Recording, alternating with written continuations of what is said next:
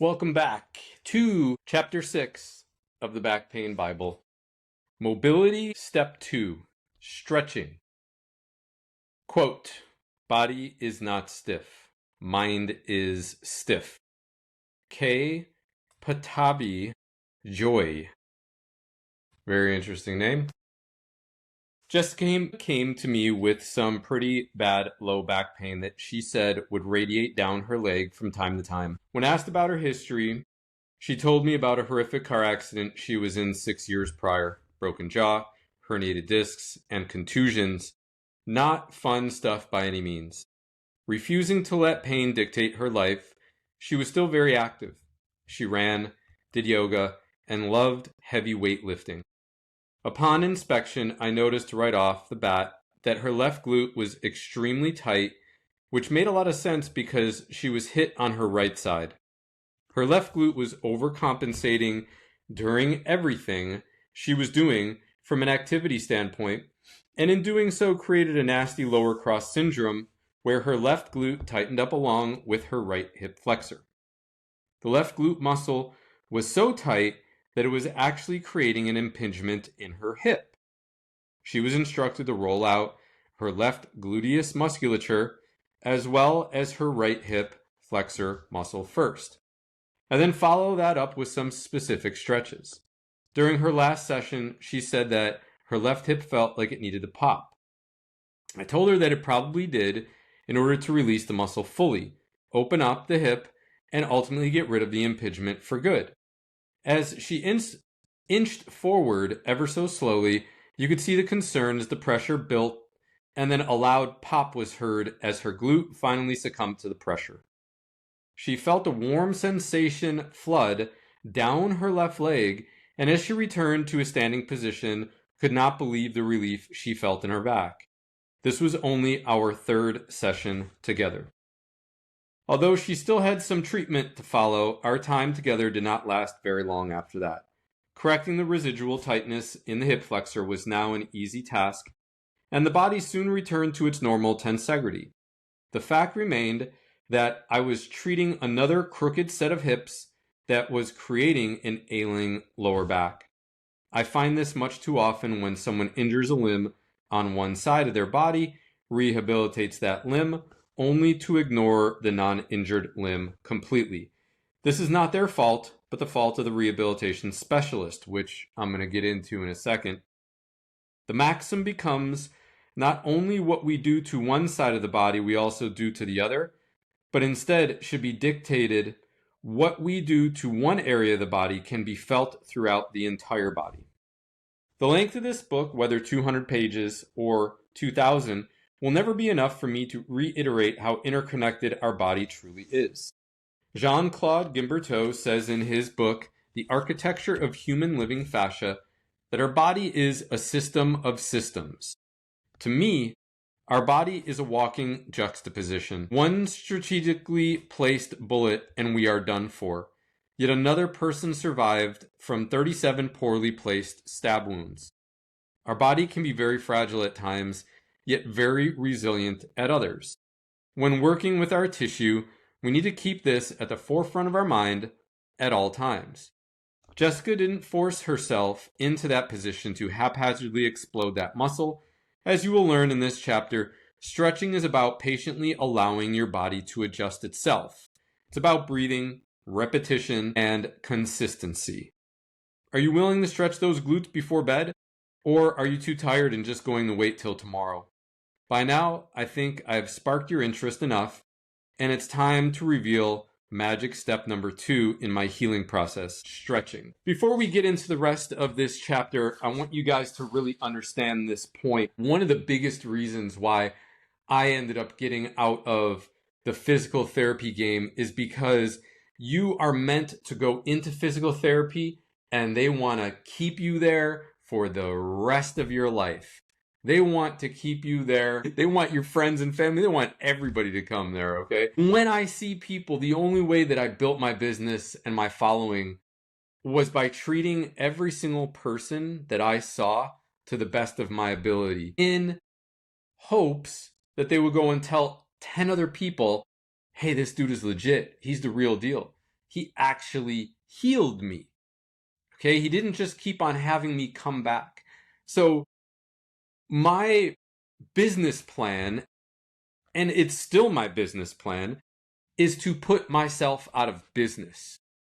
Okay, I want to teach people so well how to take care of their body, there's no need for me anymore. Nobody needs to come and see me. That's what these videos are for. Okay? So when we look at physical therapy, let's say you had a knee issue, your right knee, you fell playing basketball or something. You go to the doctor's like, oh, I'm just going to send you to physical therapy. You go to physical therapy, and of course, what are they doing? They're treating the knee, right? I mean, it only makes sense.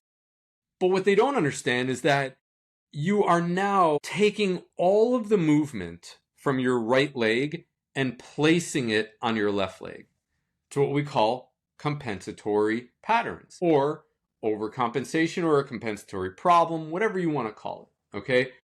You're using your left leg more than you're supposed to. And that's not good. Because over time, your body learns, hey, I need to depend on this left leg more than I can depend on the right leg.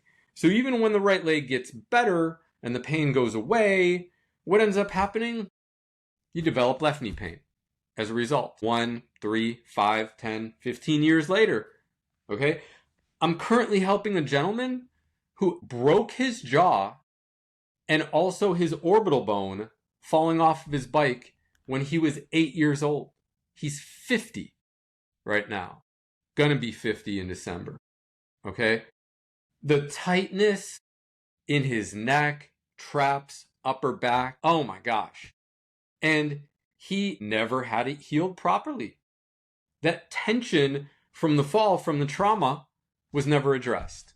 They let the bones heal, and they said, you're young, you'll survive. Tapped him on the butt, see you later. Okay? Like, this is the type of stuff that I truly believe is criminal. It's criminal to treat somebody like that with such neglect. And the physical therapist or the doctors, they would be patting themselves on the back thinking they did a good job. Okay? I digress. Stretching. Why we have to do it.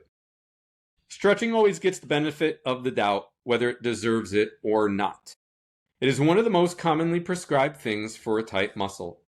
The use of foam rollers, lacrosse balls, and softballs for healing the tissue is still under a little bit of an attack, though. There are some therapists that criticize self-applied massage tools such as foam rollers or lacrosse balls as not being true myofascial release, and I tend to agree with them. What they are trying to depict is the truest definition of the word release. They want to claim only a manual therapist can truly release a muscle, but this is far from true. I, along with several other mobility experts, have got nothing but amazing results teaching people to be their own best therapist. In my opinion, there are 3 major steps to releasing a muscle. Step 1 was rolling our tissue. If you remember, incorrect muscle firing patterns create tense, fibrotic, and knotted up tissue called trigger points. The pressure provided by our own body weight up against the rigidness of the ball or roller will help break up the tissue and decrease the pain response, but it still needs to be unglued and lengthened. This is where stretching comes in. Stretching will help pull apart the glued fascia and help return its ability to glide once again, restoring its original length and allowing the joint it controls to operate in a full range of motion once again. This is where the incomplete release bit comes from. If you just foam roll, the release is incomplete, but you think you are done because there is no more pain being referred. The tissue may stay glued together, and when we return to sport or our regular daily activities, the brain still has a hard wire to the damaged area, tightening it right back up again, leaving us scratching our head and having to start back at square one. Note to self, just because the pain went away does not mean we're out of the woods yet. Even though the elimination of the pain is our goal, returning our body to its normal structure and function is always our mission. Failing to stretch a muscle after we apply pressure is like winning one battle and not caring to win the war. So I want you to think about this for one quick second, okay? Imagine a ball of yarn that just has been all tied up into a knot. Now, you sit there and you pull all of the yarn, all the knots out, and you just leave it there. What does the yarn look like? It's still a balled up piece of yarn. When we want it straight, we would like it straight, correct? So all we have to do is stretch that yarn out. Now it's a nice straight piece of rope, okay? This is how muscles respond. You need to pull that tissue, those cross bridges, that fascia, everything needs to separate, okay? Go back to zero, and then the muscle starts functioning normal again. That's why we stretch. Stretching rules and plasticity versus elasticity. Stretching is one of those things that everyone knows how to do, right? I mean, there's really nothing to it. You're tight, you bend over, the muscles stretch, and then you stand back up. I'm sure you know where I'm going with this. Stretching in this manner is not bad, but it doesn't do very much good for the body either. We are interested in making a permanent change to the tissue, as well as optimizing our time while stretching. Stretching haphazardly with no instruction will not lengthen your muscle tissue. This is because muscle is elastic, but the fascia that covers and connects the muscle is plastic. Let's not forget that the fascia penetrates our muscle tissue all the way down to the bone as well. The bottom line is to make an actual change to what we are stretching. We need to realize we are stretching more than just a muscle. To get a picture of what I'm talking about, think about a rubber band that is wrapped in a thin coating of plastic. You know the rubber band can expand and contract very quickly and with minimal effort. But what about the plastic? Have you ever tried to break a plastic tag off of a new shirt? Take notice next time how slowly the plastic stretches. And then if it does not break, let the tag go and watch how slowly the plastic contracts to regain its original shape and strength. This is truly what your muscle tissues do. As a result, my first of several rules to stretching a muscle is always slow going into the stretch and even slower coming out of the stretch. We are stretching the muscle, but if we fail to adhere to the rules of the fascia, we will be stretching for nothing. So think about it for a second. Rubber band coated in plastic. In the real world, that is going to exhibit plastic characteristics, right? In the body, it can exhibit plastic and elastic characteristics. Very interesting. There's been a lot of new information on stretching coming out over the last few years. It used to be the only way to warm up until studies found that rigorous stretching actually increased the incidence of injury in sport. This is because when we stretch our muscles and create a change in length, we are disrupting the balance the sensors in our muscles have created. These two sensors are called Golgi tendon organs and muscle spindle fibers. Golgi tendon organs measure the amount of force that is being applied to the muscle, and muscle spindle fibers measure the length of the muscle and report this information back to the brain and fascia in real time. When we change the length of our muscles through stretching, our brain needs to calibrate the new length tension agreement before we can do explosive exercise like sprinting or squatting. Light stretching required a downtime of 15 minutes, and extensive stretching required a downtime of nearly 2.5 hours. So this is one of the biggest issues that I have with strength and conditioning today. Even if you're doing pee-wee football or kids soccer, high school, college pros, I still see people stretching before sport. You don't have to stretch before sport. It's actually prohibitive. It's going to cause problems. It's not going to take problems away. So what do? We do our mobility exercises. We get a ball out. We get some bands. Warm the glutes up by smashing them and then activating them with the band. Okay? If you're going to squat, do some air squats. 10, 20, 50. Get the blood going. Get the joints moving. Then we want to do the bar. Now we're going to do maybe 20 squats with the bar. Maybe overhead squats. Okay? Then we're going to start putting weight on. You have effectively already warmed up. As long as you're starting to get a little bit sweaty and you're starting to get warm, you warm up with whatever exercise you're doing, okay? Every single human being should be able to flat out sprint at any moment's notice. But when you start to get older, that becomes impossible. You know you're going to get injured. You got to warm up extensively, right?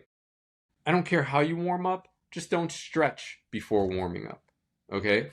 Or stretch as a warm-up. Hopefully you're already getting the idea that stretching is way more than it seems. We have barely scratched the surface, but for now, let's recap on rule number 1. Slow going in, slower coming out. My second rule to stretching is to breathe correctly. Wow, here we go with the breathing thing again.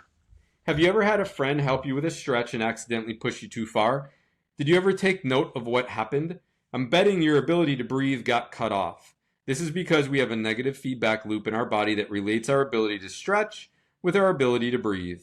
Think about it. If you are stretching a muscle too far, too fast, where you can potentially injure yourself, what would be a quick response your body could produce to stop you from doing that? Breathing. That's what. Our yogi friends have it right when they are promoting the breath while stretching, and this is where many people fail when trying to make a change in flexibility. To stretch properly, our breath must be under a constant state of control. We inhale before the stretch and then exhale through the stretch. This turns off that negative feedback loop in the brain and allows us to take control of what limits stretching the muscle, rather than the mind controlling the limits of the stretch. Never hold your breath or suffocate yourself during stretching. Controlling the normalcy of your breath will keep the nerves calm and allow you to achieve a deeper, more permanent stretch. Rule number 2, inhale before the stretch, exhale during the stretch. Rule number 3 is already systematically built into the program, but is worth noting and explaining into greater detail, and that is always roll before you stretch. I've said it before, putting pressure on your muscles sends a message back to the brain for that area to relax. If we are lucky enough to get that area of tissue to actually release, then the stretch will help open it to a much greater extent. I actually found this out the hard way when I was training for a marathon in Honolulu one year. With all the running and weightlifting I was doing, my hamstrings started to tighten up on me considerably, producing discomfort in both my lower back and calf muscles. A friend of mine was a Bikram yoga instructor and told me a class or two would clear me right up. She invited me to partake, and I wasted no time in trying to open these suckers up. While the stretching was intense and my flexibility did improve, the pain actually got worse in my calf muscles. I found out later this was due to the tightening of the trigger points in my hamstrings. In Claire Davies' wonderful book, The Trigger Point Therapy Workbook, he cautions against stretching before applying pressure due to the tightening effect it can have on active trigger points. Unfortunately, I didn't have this information available to me at the time, but you certainly do. So rule number 3 is always apply pressure before stretching. Rule number 4 is an interesting one, and that's to stretch actively, not passively. My definition for this is to always be moving, especially for some of our deep hip stretches.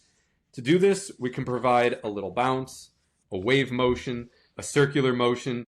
The key is to do this very gently. There's a huge difference between stretching a muscle and stretching a joint capsule, especially one like the hip. Pinning yourself down in a hamstring stretch and creating a lot of pain is never a good idea. Remember, movement heals, isolation and immobilization prolong healing. While some of our stretches may seem like we are isolating a muscle, really each stretch is designed to open up the hip capsule by also stretching some of the surrounding musculature at the same time. Rule number 4, stretch actively, not passively. The first time I heard about this way of stretching was in 2006 through a book called Stretch to Win, written by Chris and Ann Frederick. They had a simple concept they were trying to introduce: stretch the fascia and win. As soon as I started to institute this concept with my athletes and myself, we were achieving new ranges of motion almost instantly. 2 tests. I love learning about anything related to the human body, especially when it comes to movement or pain-free movement. I research new ways of improving mobility constantly, and always ask my clients some of the good things they have taken from people or procedures that have not worked for them in the past. If I find a technique I've never heard of before or one I feel needs further explanation of how to do it, I will visit a practitioner and pay for a treatment. I've been poked, prodded, hooked up to machines, and assessed for up to 30 minutes before any type of treatment was done. Sometimes the therapist practitioner comes to a correct conclusion, and other times they're way off the mark. In my opinion, the eye should be the first assessment. I can sometimes tell a client what their problem is before they even open their mouth. Other times, I will have them perform one of two tests, which take literally 15 seconds from beginning to end. The first is the hip impingement test, which is where I experienced my first pop in my tissue, just like Jessica. Chris and Ann Frederick had a simple test for hip impingement, which is where the muscles surrounding a nerve get so tight that they actually get suffocated, creating pain and numbness in the area. This is also what happens when you hold stretches, okay? This is why we don't hold the stretch. We move through it. I did the test for my right leg and had no problem. When performing the test on my left leg, I found I had a real big problem. The test was simple. Lay on your back with one leg straight, pull the other knee into your chest as much as possible, and see if there is a pinching sensation that originates in your hip. So all you're going to do is lie on your back, both legs straight. You're going to take one leg, you're going to draw it into your stomach or your chest as much as possible. Okay? Let's see if we can dictate this on the table right here. So laying down, both legs are straight. I'm going to take one leg and bring it all the way into my chest. No problem with that hip flexor, glute. Everything's hunky-dory. So there's no problem in that leg. All right, back to the book. You may see an instant increase in mobility and flexibility. In other instances, it may take a few months in order to get where you want. Avoid our human tendency to think more is more. Don't force yourself into positions your body is not ready for, snapping out of them like a wound-up rubber band. Approach every day as if it's your first day. Be gentle, be consistent, and the results will come. Trust me. My second test is the glute stretch test. This test is simple as well, and we are trying to find any type of unilateral tightness that is developed through our many years of movement on this earth. The first thing you want to do is find something you can put your foot on that is knee height. Place one foot on the object, then whichever foot is on the floor, take a little bit of a step back to put your glute hamstring complex on a little bit of a pre-stretch. Next, we ideally would like to bend forward at the hip, only keeping the back neutral. I find, however, that it makes no difference if you round your back or keep it straight. If you have one glute tighter than the other, you will definitely be able to tell either way. Do this stretch on both sides and see which side allows you to bend lower. This is the loose side. Have a friend, family member, or roommate take a picture of you so you can get a clear idea of how tight you actually are and the urgency needed in the matter. Pictures work wonders for some clients who have a decreased sense of body awareness. I have shown some clients their unilateral differences much to their disbelief. Their pain and discomfort then makes so much more sense to them. Even though we have so much more to learn, I truly hope you are not feeling overwhelmed yet and are starting to realize how easy all of this is. I hope my words are providing a sense of calm for you, and there is a picture starting to develop in your head of exactly what is wrong. And every page is another brick in the road of where you have to go. Having said that, I can already read your mind. Bring on the stretches. So before we get to some of the stretches, I am going to show you my second test, and I have my massage table right here underneath. And what you're going to do is find anything that's maybe just a little bit higher than knee height, a little bit lower than hip height. And what I'm going to do is I'm going to put my foot up, okay, on the bench. I'm going to take a little bit of a hop back, and then I use the bench in order to pull myself down and get my head to touch the bench. Right there. Okay, that wasn't that big of a problem. Now I'm going to try it for the left-hand side. Same thing.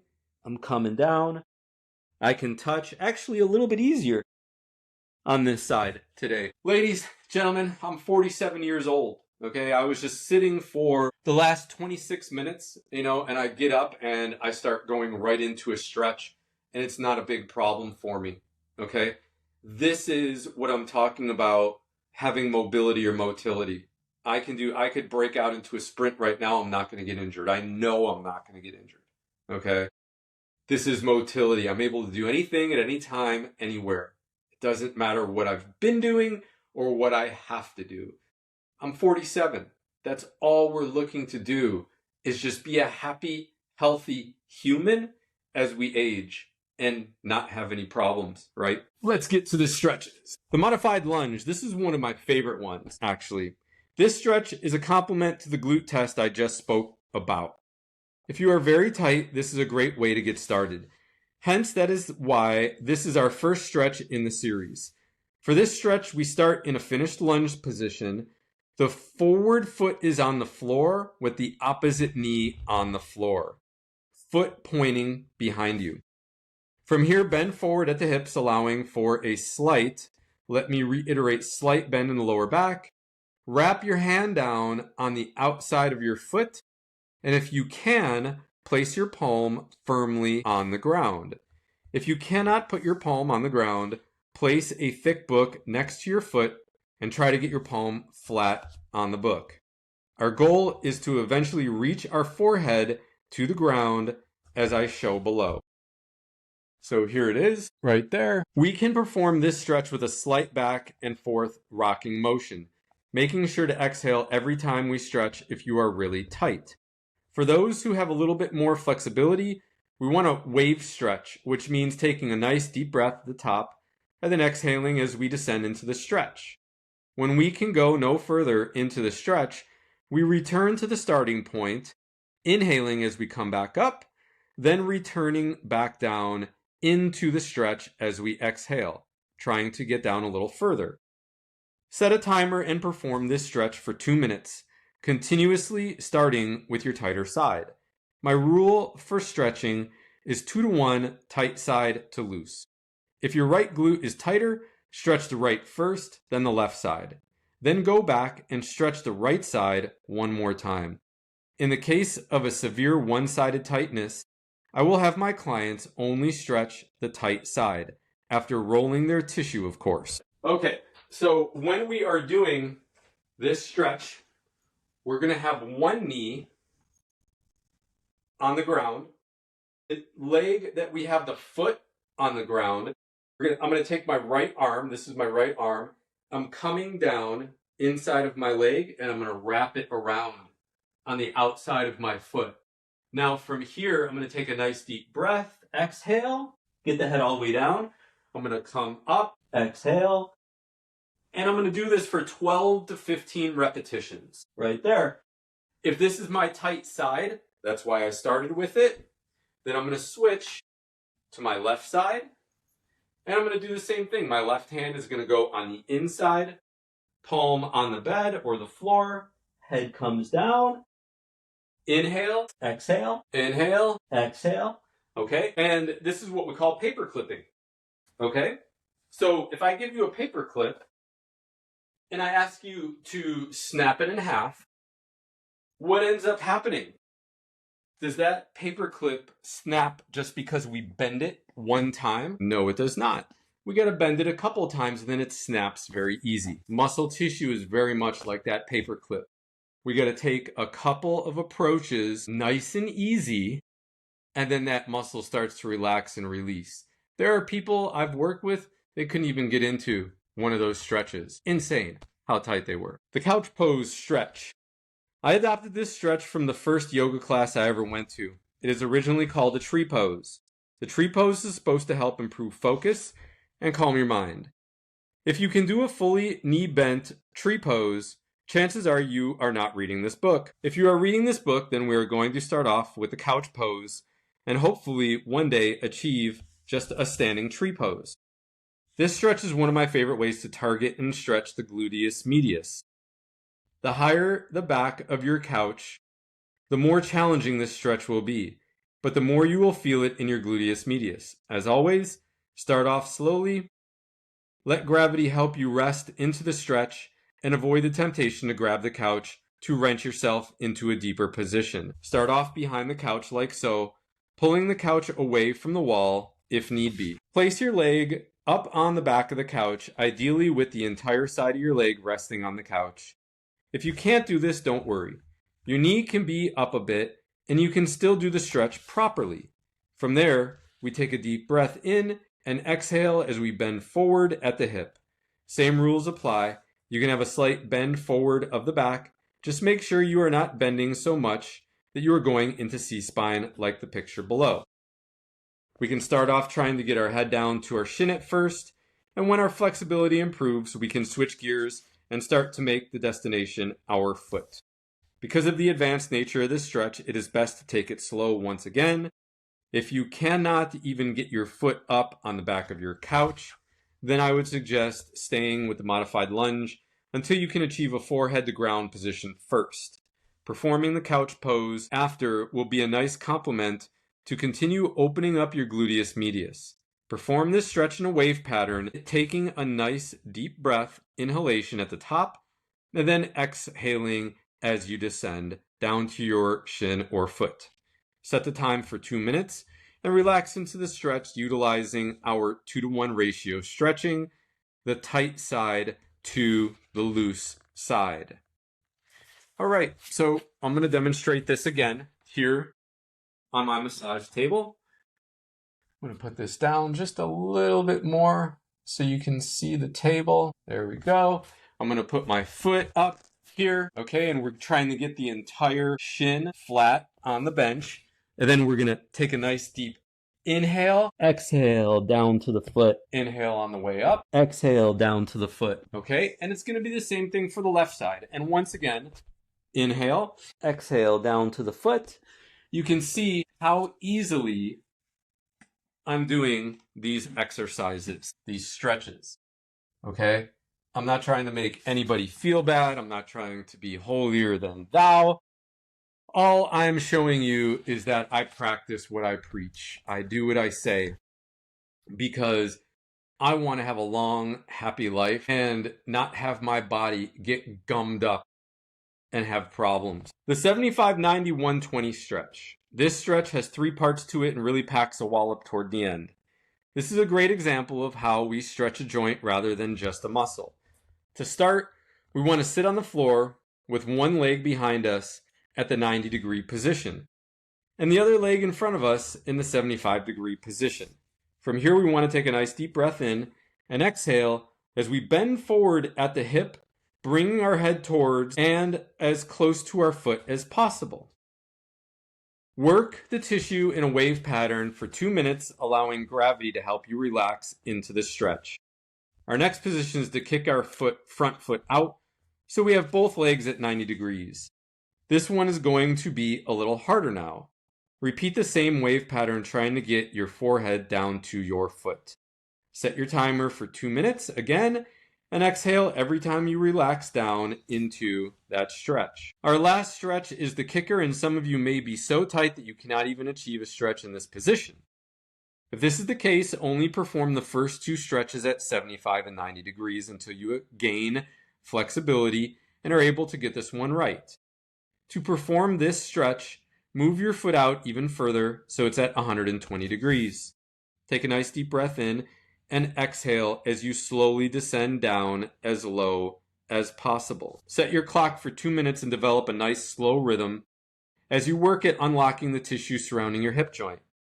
For those of you who are looking to accelerate your progress, we can add a side-to-side movement from knee to foot I call the pendulum. This pendulum movement will really break up the surrounding fascia and help open up the joint even more. When you complete all 3 positions for 2 minutes each, we then want to switch legs, starting the process all over again with the 75-degree leg position. I realize this is a long one, but it is also a very effective one, so the same rules still apply. Stretch the tight side first for 6 minutes, then the loose side for 6 minutes, then back to the tight side for a final 6 minutes. To some, this may seem excessive, but a paltry 18 minutes of stretching pales in comparison to the destruction your normal everyday movement, posture, and positions have created. The pain you are experiencing at this point is a process of priorities, or a lack of them per se. Has health really been a priority to you? If not, it is time you start to make it a priority. This book, the mobility exercises in the previous chapter, and these stretches are a great start. Like we said earlier, awareness is the first key. Being aware of every movement, no matter how big or small, is our first key to feeling better. Okay, 75, 90, 120. Super simple. I'm going to put my right leg in a 75-degree position right here. And then my left leg is out almost at a 90-degree position. I'm going to take a nice deep breath in, coming down to the foot, nice and easy. Let's say I did 5, 6, 7, 8 of those. Now I'm going to kick my leg out so it's 90 degrees. I'm going to have to go a little bit further, stretch that glute a little bit more. Deep breath in, exhale, all the way down to the foot. Now I'm going to get out into that dreaded 120 position right here. Okay? Nice deep breath in, exhale, and we're getting that head as close to the foot as possible. Now in this position, we can start moving side to side. And we're going to shear that tissue at the hip and open it up a lot faster, which is what we're looking to do. You will notice that after doing this stretch, your breathing will become less laborious, and it may even feel like you have an extra lung. This is because the fascia of your hip flexors is connected to the fascia of your diaphragm, and the fascia of your diaphragm is connected to the fascia of your heart. Funny how the body does that, huh? The prime muscle used in forward movement is connected to what helps us breathe and circulate blood. Am I hammering that point home yet? You can do this stretch in one of two ways, either on the floor or on a couch. It just depends which one you are more comfortable on. To understand completely what this stretch offers, we must get a little bit into what the hip flexors actually do, because to stretch them, we are going to undo what it does. Yes, that's how funky your hip flexors are. The first action your hip flexors perform that we are going to talk about is lateral flexion, meaning your right hip flexor helps you bend to the right. So if we are stretching the right hip flexor, how do we undo what it does?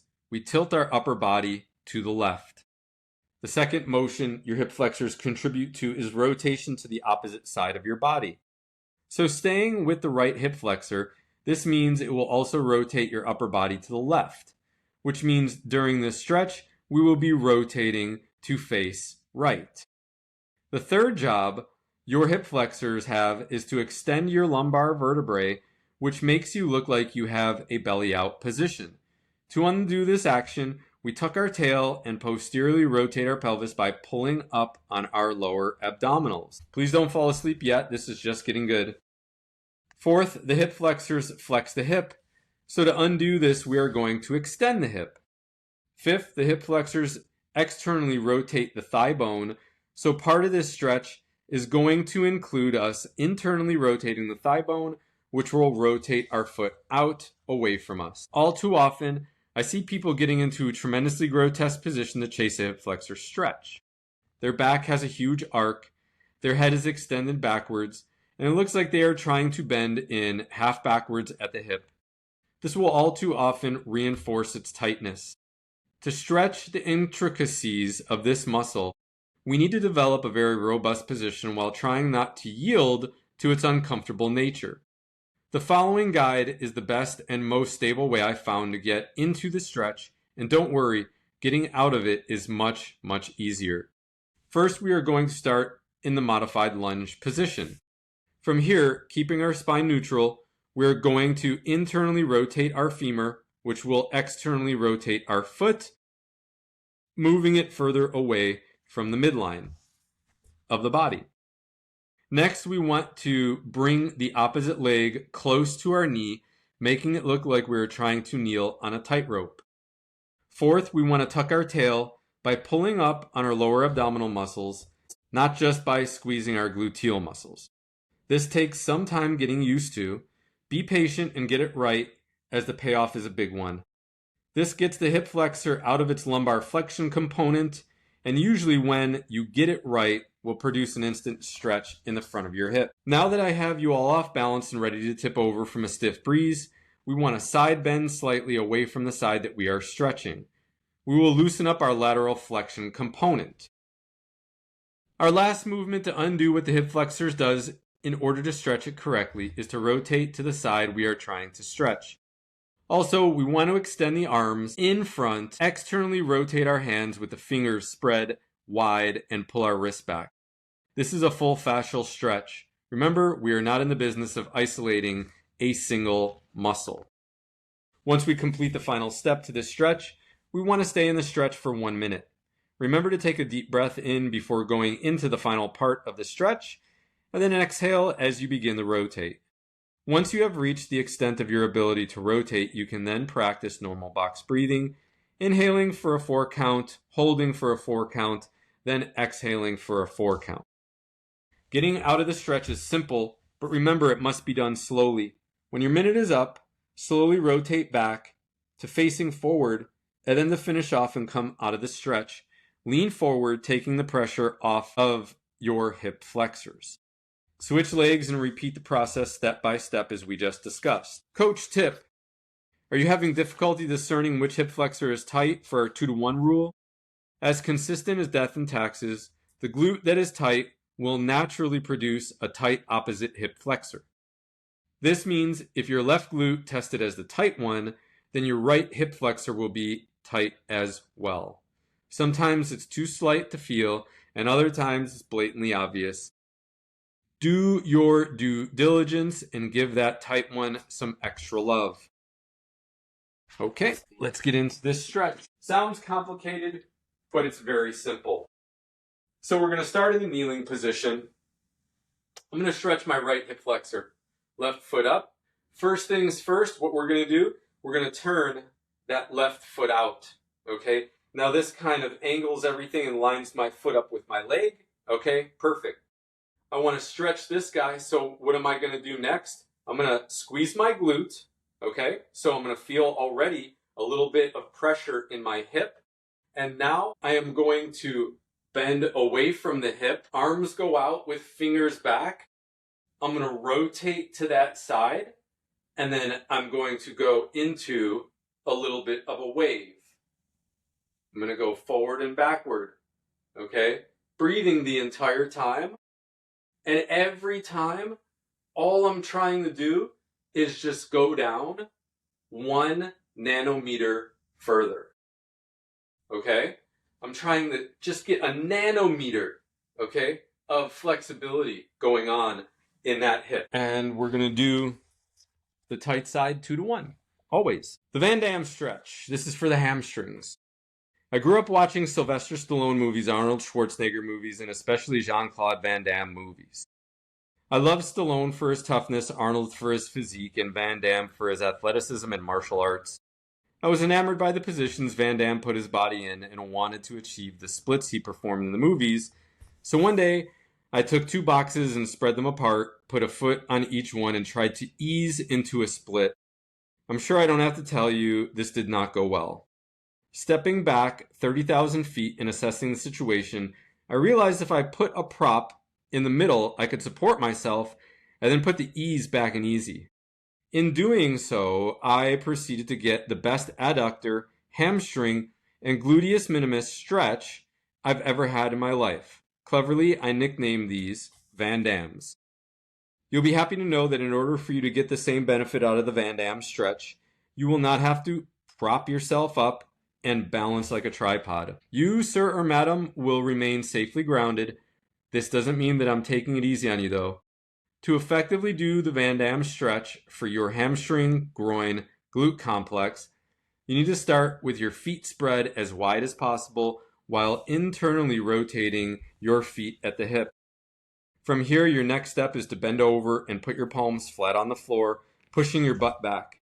If this position is too easy for you, your next step is to put your elbows on the floor. If you can put your elbows on the floor with no problem, then the last step is to get your forehead to touch the ground. So, pretty simple. I'm not going to demonstrate this one. Here we are. Internally rotate those feet. put the palms on the ground. If the palms are good, then we get the elbows on the ground. And if we can, then we try to get that head all the way down on the ground. You can literally keep progressing this stretch until you obtain a split. You can keep spacing your feet apart and keep relaxing into the stretch further and further until over time you get closer and closer to the floor. This stretch is going to be held for 2 minutes, which at first seems to be closer to 5 minutes. Remember to exhale as you descend into your initial stretch, and then as gravity does its thing, focus on your box breath of 4 seconds on the inhale, 4-second pause, and 4 seconds on the exhale. When you're finished, slowly inch your feet back together, pausing for a few seconds after each step if you wish. We don't want to collapse or snap out of the stretch. As we've discussed, returning our beautiful fascia back to how it was with no change, essentially wasting that 2 minutes we spent in what is sometimes agony. I know coming out of these stretches sometimes is difficult, but it's not as difficult as having to do it all over again because of a sloppy exit. Like I said earlier, stretching always gets the benefit of the doubt in any situation and is as revered as breathing. It's commonplace to see a runner stretching on the park bench and not think anything about it. He or she is warming up as they should, but sadly they are not making the change that they think. There have been many studies published about the efficacy of static stretching, and the results have been poor at best. Just look at a few of the studies conducted. Increased range of motion after static stretching is not due to changes in muscle and tendon structures. Stretching before exercise does not reduce the risk of local muscle injury, a critical review of the clinical and basic science literature. Effect of acute static stretch on maximal muscle performance, a systematic review. The effect of passive stretching on delayed onset muscle soreness and other detrimental effects following eccentric exercise. Last one, stretching exercises versus manual therapy in treatment of chronic back pain, a randomized controlled crossover trial. People think stretching reduces pain. This trial of 125 patients found pretty promising benefits to both stretching exercises and manual therapy for a month. And the researchers concluded that low-cost stretching exercises can be recommended in the first instance as an appropriate therapy intervention to relieve pain, at least in the short term. Wait, what? There it was. I'm sure you were wondering why I was recommending stretching exercises and then telling you stretching doesn't do anything. Well, it turns out that stretching may really only be good for one thing: people with pain who are also combining it with manual therapy, like you are, hopefully. That's what we are doing here, ladies and gents. People with pain, as we have already depicted, have created an environment in their body that is producing a constant state of contraction even when you are at rest. This constant contraction draws the muscle into a shortened state, making it tight and reducing our mobility. The main reason we stretch in this program is not to increase the length of our musculature, it is to return the length to normal. Ultimately, yes, we are increasing the length of the muscles and the fascia, but we are not taking the muscle from its normal length to a longer length. We are taking the muscle from a shortened, contracted length to a normal length. Your keys to success: 1. Always roll the fascia before you stretch. 2. Realize you are returning the fascia and muscle to its normal resting length and no further. 3. We are increasing the range of motion of the joint as well. 4. Inhale before stretching.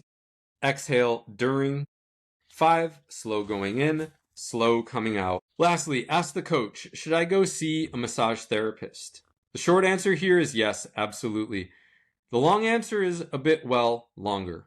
There are so many different manual therapists out there, and because massage therapy isn't cheap, it's challenging to find someone who not only understands your condition, but also can provide a solid roadmap for you to return to health.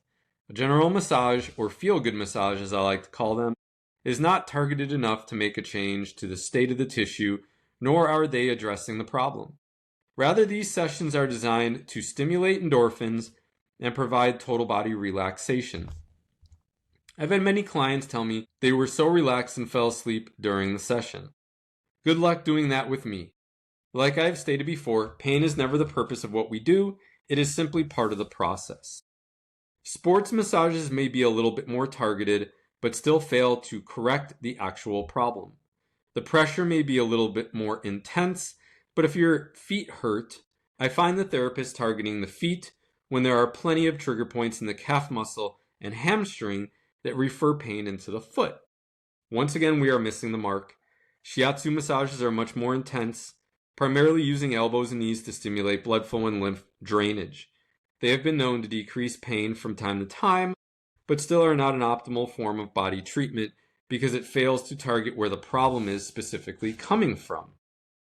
Even though there are several types of massage left, lomi lomi, hot stone, deep tissue, Thai, reflexology, cupping, they all still fail at one main and very important point. They're all treating symptoms, not the actual problem. So what to do then? Be specific. Let your fingers do the walking. Call therapists up and ask them if they have heard of Eric Dalton, Paul Kelly, or if they know how to do fascial stretching. Ask them if they have ever heard of Jean-Claude Guimberteau or Guy Voyer.